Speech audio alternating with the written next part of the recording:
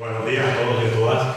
Y bueno, en primer lugar, agradecer a las instituciones que nos convocan acá, al Museo Arquidiocesano de Popayán, que ha abierto sus puertas para organizar esta actividad en in situ, que yo creo que es como las cosas se tienen que hacer, ¿no?, ante la obra, en vivo y en directo. Al Max Planck Institute de Florencia, a Gran World por amablemente haber apoyado esta iniciativa, y como no, pues a Olga Costa por haberme invitado, haberme tenido en cuenta para participar en este proyecto, del cual me habló hace un año muy entusiasmada allá en Sevilla cuando estuvo conmigo y hacía su trabajo de campo entre panaderías y tiendas de la ciudad de Sevilla. Yo decía, no sé qué hará en el futuro, y ahora entiendo perfectamente de lo que se trata.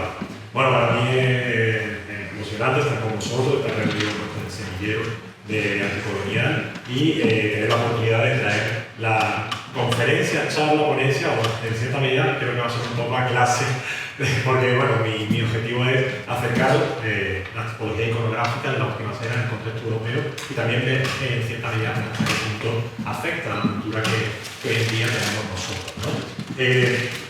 Yo, para os he preparado una serie de ideas preliminares que considero importante a tener en cuenta, ¿no? Sobre todo de qué tema vamos a hablar. El tema de la última cena de Cristo, que es uno de los pasajes más importantes de su vida, es una más de las comidas que Jesús participa, según la Biblia, con sus discípulos y sus seguidores, otras tantas, la cena de Maús, la multiplicación de los panes y los peces, la boda de Caná, pero sin duda esta es la que tiene una mayor trascendencia, ¿no?, con el significado litúrgico y místico de una comida que no solo es la despedida de Cristo de sus discípulos, sino también va a ser la conmemoración de la Pascua judía y, como no, la instauración de uno de los sacramentos más importantes, como va a ser el de la Eucaristía.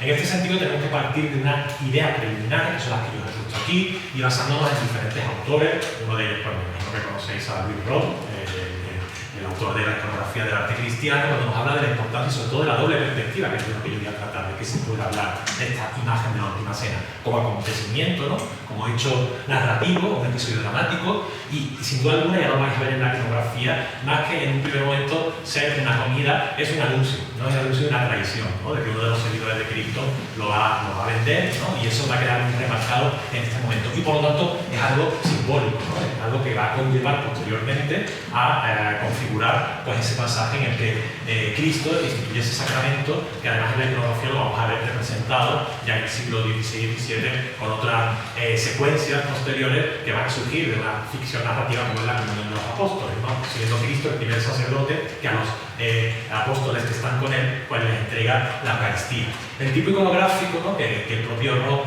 denomina, por un lado, la secuencia histórico-narrativa o la simbólico-litúrgica, a lo largo de la historia del arte vamos a ver diferenciado dentro del cisma de Oriente y Occidente, como en el arte bizantino se va a hacer mucho hincapié en la cuestión mística, en la litúrgica, mientras que el arte occidental va a explotar mucho más la dimensión humana del acontecimiento, ¿no?, desde el punto de vista de la tragedia, de las emociones contenidas, hasta que la Contrarreforma vuelva otra vez a rescatar esa espiritualidad inicial del pasaje y se centre mucho más en lo que es la dimensión trascendental de la propia imagen. ¿Qué fuentes textuales tenemos para configurar esta imagen? Pues la Sagrada Escritura, que son las que nos hablan, desde las prefiguraciones de este momento, en el Éxodo, ¿no?, a través de la Pascua judía, ¿no?, las propias comidas que celebraban los judíos en este momento.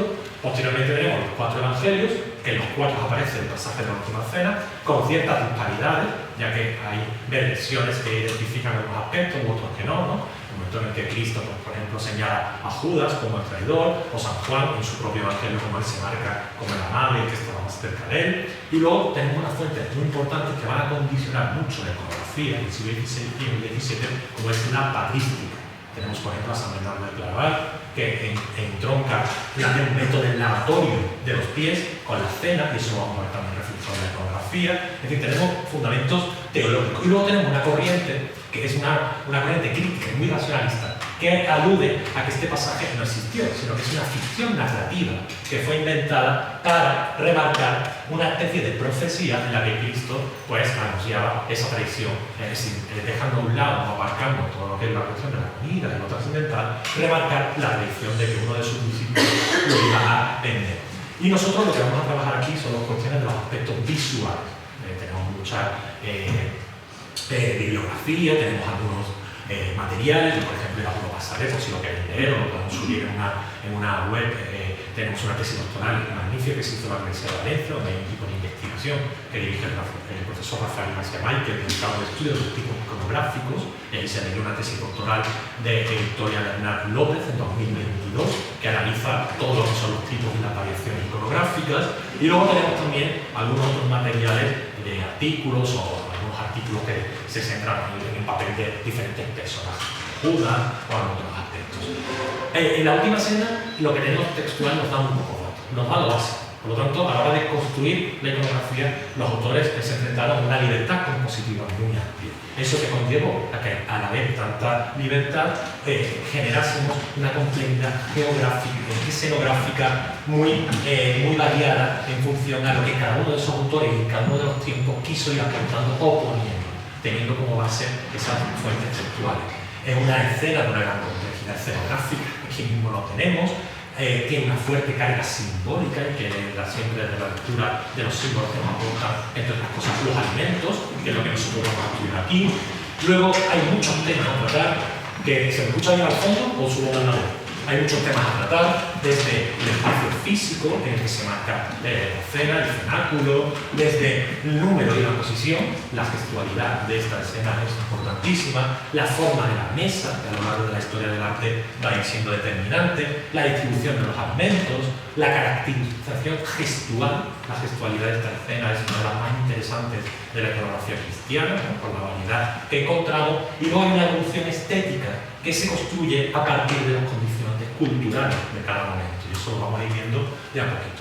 Yo he hecho un pequeño repaso a lo largo de la historia del arte y creo que va a ser interesante que veáis cómo desde el arte paleocristiano, que es cuando empiezan a aparecer en las pinturas murales de las catacumbas, estas escenas que nos están mostrando en definitiva pues una secuencia narrativa de un banquete romano, ¿no? Es una especie de triclinium que nos anuncia o nos muestra esos banquetes funerarios donde los romanos se juntaban para celebrar la muerte del difunto y en primer momento pues van a ser escenas en esta época de mucha ambigüedad, porque ahí todavía no hay nada que nos diga que eso es la última cena de Cristo. Puede ser la multiplicación de los panes y los peces, puede ser cualquier otro convite que aparecen romanos sin tener todavía elementos como aureolas o posiciones que nos puedan hablar de que eso en definitiva es la mesa, la última cena. Ya si aparece algo característico que es esa mesa circular o sigma, donde pues, se reúnen todos los comensales que van evidentemente pues, ataviados a la forma romana. Y ya donde vamos a empezar a ver más concreción del tema va a ser en el arte bizantino,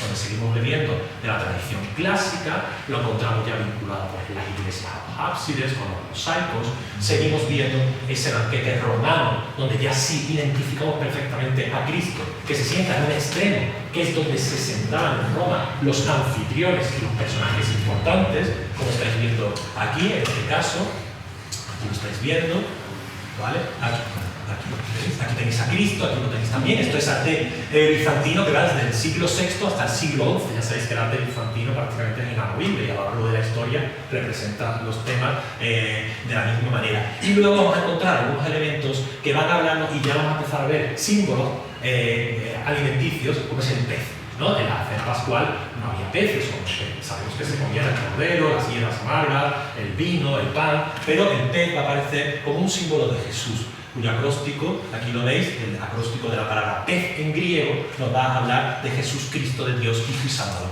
Por lo tanto, lo primero que vamos a ir viendo en el arte bizantino van a ser peces, panes y todos los apóstoles sin todavía distinguir a primera vista la participación de cada uno de ellos, ¿no? Sino todos con esa isocefalia, todos identificados como si fueran una seguidilla de las mismas personas. Donde sí ya vamos a empezar a ver que el tema goza de una mayor concreción y ahí podemos identificar cuestiones no solo bíblicas sino de la patrística, que es el momento del románico, de la Edad Media, donde más se va a hablar de este tema con mucho sentido, va a ser en el arte románico. ¿Dónde lo vamos a ver? Arte parietal, lo vamos a ver en los ábsides, en los altares, lo vamos a ver en los techos de las iglesias, en los frescos, pero también lo vamos a ver en otros soportes que son los códices iluminados que van a empezar a conformar los prototipos iconográficos que van a servir para que se vayan repitiendo en otros soportes. Por ejemplo, vemos ya, seguimos viendo el pez, aunque ya vamos a ir viendo cómo aparece poco a poco el cordero, y en el románico, en la Edad Media, el protagonismo lo van a tener dos apóstoles, Judas y Juan. Ya aparecemos viendo a Juan junto al maestro, recostado al lado de él, como también viene de la etnografía clásica de cómo se sentaba, y uno de ellos se sentaba recostado al lado del personaje más importante, y vemos a Judas que, diferenciado del resto, se sale de esta mesa, que ahora ya no es semicircular, sino que es rectangular, ya lo podemos ver a todos en un plano frontal, y Judas aparece desmarcado enfrente del resto, identificándose ya como el traidor y recibiendo de Cristo el alimento, tal y como nos indica el Testamento, ¿no? Luego también en el románico vamos a ver otros soportes escultóricos. En el románico vamos a ver capiteles, vamos a ver frisos en los tímpanos de las catedrales, y vamos a ver otro tipo de arte suntuaria, como es esta placa de marfil de Moravia.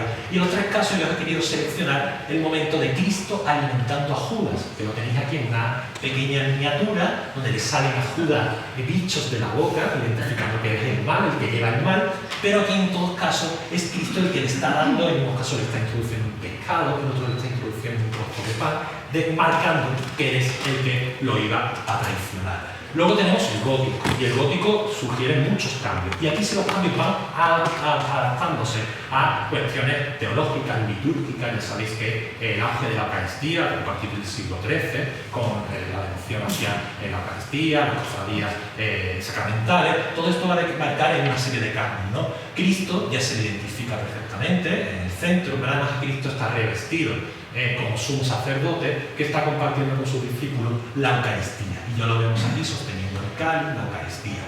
Es una propaganda también antiherética. Van a empezar ya a utilizar la imagen de la Sagrada Cena para luchar contra las herejías que negaban la transustanciación del cuerpo de Cristo.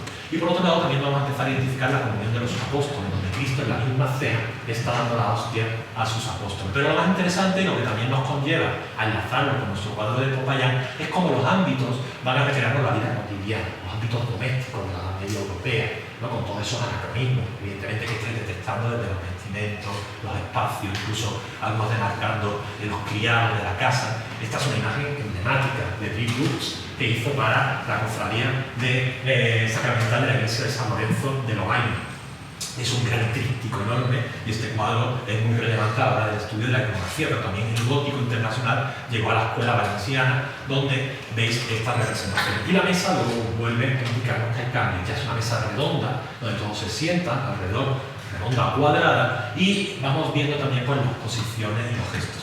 Yo he traído este cuadro porque creo que os iba a gustar, y creo que nos podemos ir a Valencia, España, la próxima vez a hacer este cuadro. No es Valencia, es Solsona, es una localidad donde en el Museo Diocesano se encuentra este cuadro de la Escuela del Gótico Catalán, es Cataluña, no es Valencia, y tenemos de Jaume Ferrer, un pintor del gótico catalán, esta tabla maravillosa que algunos, y hay un artículo que también os puedo pasar, dicen que no es la última cena, sino la unción momentánea, donde aparece la Magdalena, aquí en paralelo con Juan.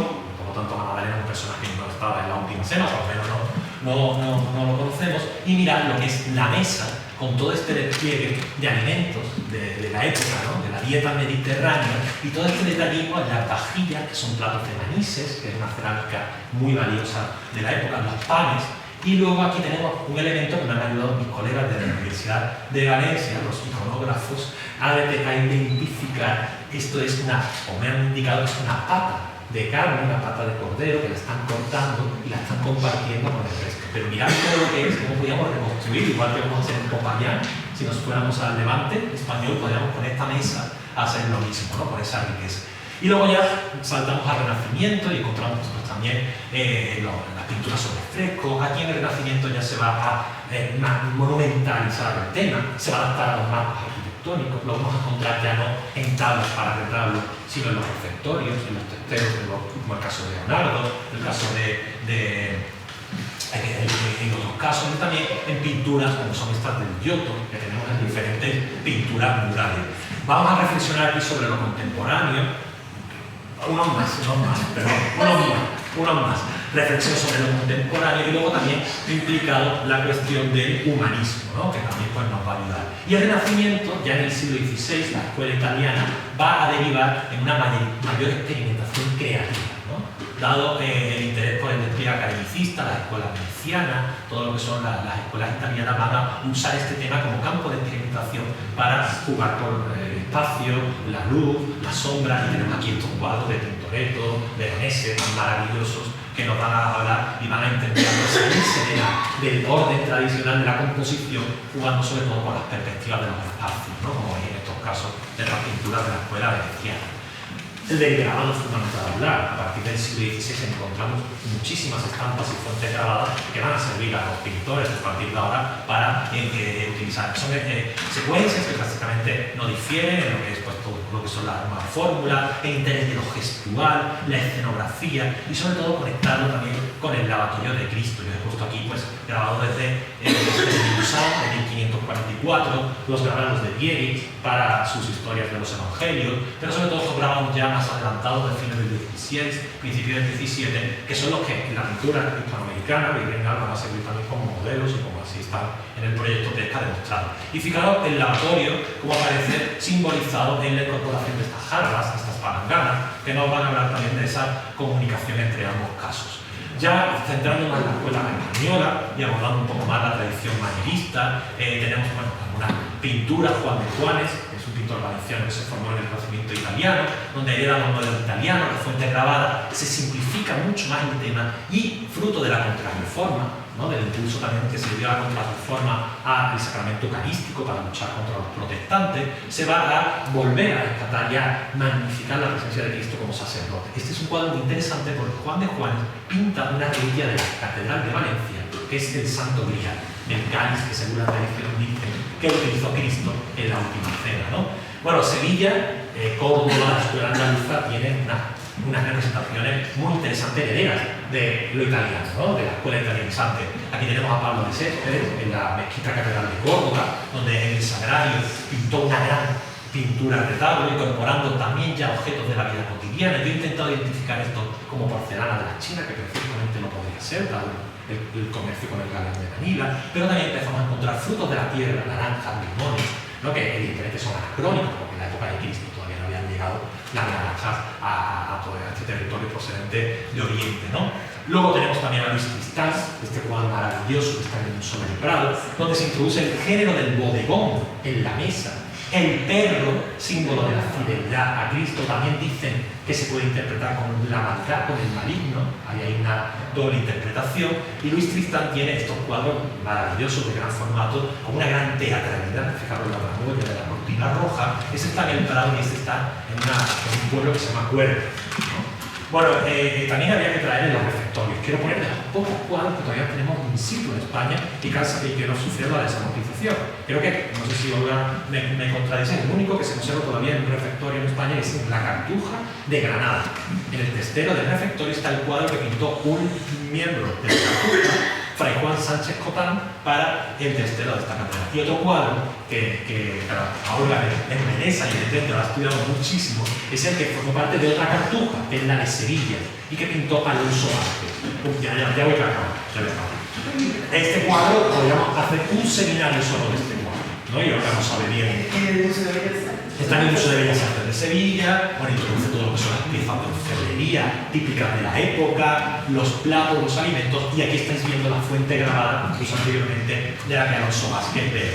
Y esto es un guiño que le he querido hacer a Olga. Cuando conocí a Olga, se fue a un pueblo de Sevilla que se llama Alcalá de Guadaira, que es un pueblo famoso por las panaderías. Y yo decía, ¿qué hacía Olga yendo aquí? Y es que Olga identificó allí en Sevilla, en una iglesia, este cuadro de la última cena de Francisco Varela, que los panes que había sobre esta mesa, son dos versiones del mismo pintor, eran los panes que todavía se siguen haciendo en este pueblo de Alcalá de Guadaira. Y eso es verdad que a mí cuando me lo contó me conmovió y digo, bueno, quiero tener un pequeño homenaje con ella de aquí en este seminario. Tenemos también relieves escultóricos del siglo XVI, en las catedrales, tenemos Gil de Siloé.